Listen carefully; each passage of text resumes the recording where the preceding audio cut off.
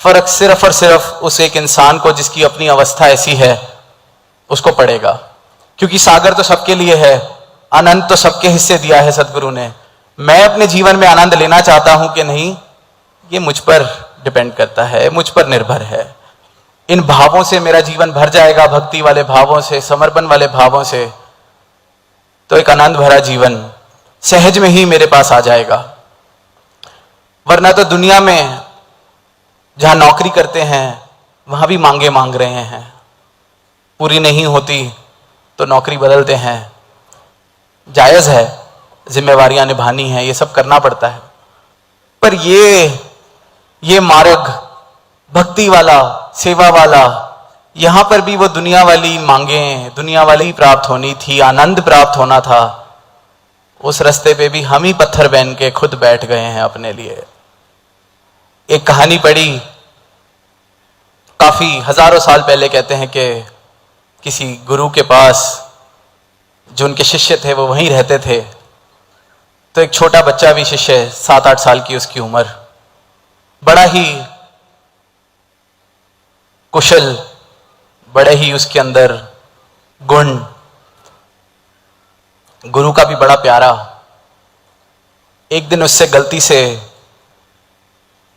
एक चाय की केतली जो बहुत ही खास, बड़ी ही नकाशी उस पर अलग तरीके की हो रखी और गुरु को बड़ी प्यारी, गुरु उसी से ही अपनी चाय पीते थे, गलती से उससे टूट जाती है।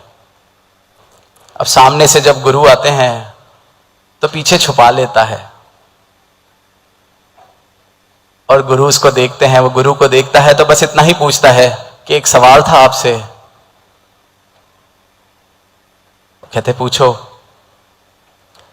कहते ये मौत क्यों आती है, क्यों सबको जाना पड़ता है, क्यों सब लोग मृत्यु को प्राप्त होते हैं? तो गुरु सहज में ही कहते हैं कि बच्चे ये तो नेचुरल है, स्वाभाविक है, जो आया है उसने जाना है, सबका एक सीमित समय के लिए हम सब यहां आए हैं। डेथ इज नेचुरल, स्वाभाविक है, जीवन मिला है तो मृत्यु होगी, सबका निर्धारित समय है। तो बच्चा आगे से अपने जो पीछे हाथ होते हैं आगे लाके कहता है कि आपके इस केतली का समय आ गया था। और गुरु हंस के उसको बहुत प्यार देते हैं। अब फिर वहीं इस बात की जब खबर फैलती है तो हर कोई ऐसे ही तरीके, जो गलती करी उसको चालाकी से सोचते हैं कि अब हम ये जवाब दे दें, हमें भी गुरु प्यार देगा, थापड़े मिलेंगे। पर वहां भाव नहीं होता, वहां चालाकी बन जाती है। फिर गुरु एक दिन सबको समझाते हैं कि उसको प्यार इसलिए दिया था, उसने भोलेपन में, बहुत ही सहज में, बहुत ही भोलेपन में किया था जो किया था, और मैं सिर्फ और सिर्फ भाव देखता हूं। जितने तुम नाटक कर लो मुझसे और दूर होते चले जाओगे, मेरे पास रहकर भी अगर भाव नहीं है तो मुझसे बहुत दूर चले जाओगे। ये नकल करनी छोड़ दो, अपने भाव जिंदा करो। और वही बात दास अंत में कहेगा, तो एक लाश को तो जितना मर्जी सजा लिया जाए उसकी कोई कीमत नहीं है, कोई भी कीमत नहीं है।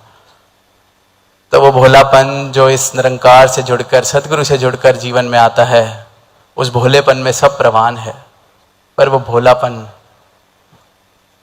अमूल्य है, कोई कीमत नहीं उसकी, वो भक्ति भावों से ही आता है। तो यही अरदास सतगुरु माता जी के चरणों में कि आप ब्रह्म ज्ञान जिस रूप में सबको दे रहे हैं, इतनी खुली आवाज सारे ही संसार को, पर इसको प्राप्त करने के बाद जो जीवन में एक क्रांति आ सकती है, परिवर्तन आ सकता है, आनंद आ सकता है, आनंद की लहरें उठ सकती हैं, इस प्रेम के महासागर में जो जीवन बिताया जा सकता है, आप ऐसी कृपा करें कि आपका हर एक गुरसिख ऐसे ही आनंद में जीवन बिताता चला जाए। साथ संगत जी प्यार नाल कहना, धैर्य निरंकार जी, साथ संगत जी, अभी आप सभी ने राजपिता जी के अनमोल वचनों को श्रवण किया। ऐसे ही राजपिता जी और सतगुरु माता जी के अनमोल वचनों को श्रवण करने के लिए हमारे चैनल को सब्सक्राइब जरूर करें, साथ ही में बेल आइकन पे प्रेस जरूर करें ताकि नए नए अपडेट्स आप सभी को पहले मिल जाए। प्यार से कहना धैर्य निरंकार जी।